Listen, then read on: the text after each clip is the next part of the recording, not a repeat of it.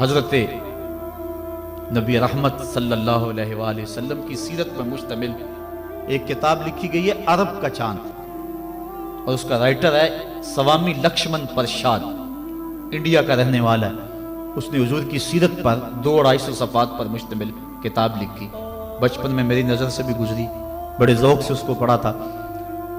سوامی لکشمن پرشاد سے انٹرویو کیا گیا کہ تو نے حضور کی سیرت پہ کتاب لکھی ہے، اتنا بڑا کام کیا، تو کلمہ پڑھ کے حضور کا غلام کیوں نہیں بن جاتا؟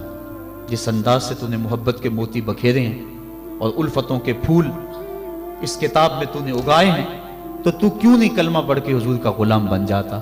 تو لالو کا جواب سنیے، ہماری آنکھیں کھول دینے کے لیے کافی ہے، اور اتنا زناٹے دار تماچا ہے، اگر ہم محسوس کریں تو صدیوں اس کی کسک نہ جائے، اگر نہ محسوس کریں تو وہ ایک گاڑی کے پیچھے لکھا تھا، عقل نہ ہو تو موجیں موجیں، لیکن اگر سمجھنے کی بات ہو تو اتنی بڑی تنبیہ ہے کہ پاؤں کے نیچے سے زمین نکل جاتی ہے، اور ہمیں اپنے وجود سے شرم آتی ہے، ہمارے جسم کا ایک ایک رواں پسینے سے شرابور ہو جاتا ہے۔ سوامی لکشمن پرشاد نے جواب دیا، کہا جب میں حضور کی سیرت لکھنے بیٹھا، بڑی بڑی امہات کتب سیر کو پڑھا، اور اس کے نتیجے میں نے یہ کتاب تیار کی ہے۔ حضور کی سیرت کے روشن گوشے اور حضور کی زندگی کے درخشاں باب جب میں نے دیکھے تو یہ جذبہ میرے دل میں انگڑائیاں لینے لگا کہ میں دیر کیوں کرتا ہوں، حضور کا غلام کیوں نہیں بن جاتا۔ لیکن جب میں مسلمانوں کے کردار کو دیکھتا ہوں تو میں کہتا ہوں میں ہندو ہی ٹھیک ہوں۔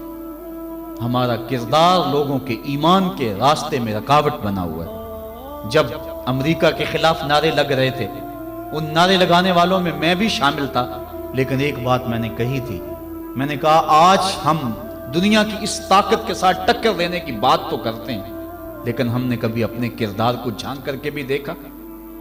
جس بستی، جس شہر اور جس ملک کی حالت یہ ہے کہ واٹر کولر کے اوپر لگے ہوئے جو گلاس ہیں وہ بھی زنجیروں سے باندھے ہوئے ہوں، وہ قوم امریکہ جیسی قوم سے ٹکر نہیں کر سکتی۔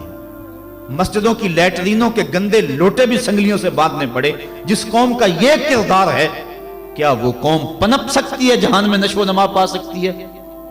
ہم تو اس قدر گراوٹ کا شکار ہیں، ہم اس قدر گرے ہوئے ہیں کہ ہماری لیٹرینوں کے گندے لوٹے وہ بھی باندھ کے رکھنے پڑتے ہیں، ورنہ ہم اتنے چور ہیں کہ وہ بھی اٹھا کے لے جائیں۔ تو جس قوم کا یہ حال ہو، وہ قوم کیا دنیا کی طاقتور قوموں کی آنکھوں میں آنکھیں ڈال کے بات کر سکتی ہے؟ آج ہمارا المیہ یہی ہے، ہمارے پاس سب کچھ ہے، لیکن ہمارے پاس وہ ایمان کی حرارت نہیں رہی، وہ دیانت نہیں رہی، وہ روشنی اور وہ نور نہیں رہا، ہمارے پاس وہ اجالے نہیں رہے۔ قرآن نے ہمیں جو زندگی گزارنے کا ڈھب دیا ہے، ہمارے پاس وہ ڈھب نہیں رہا۔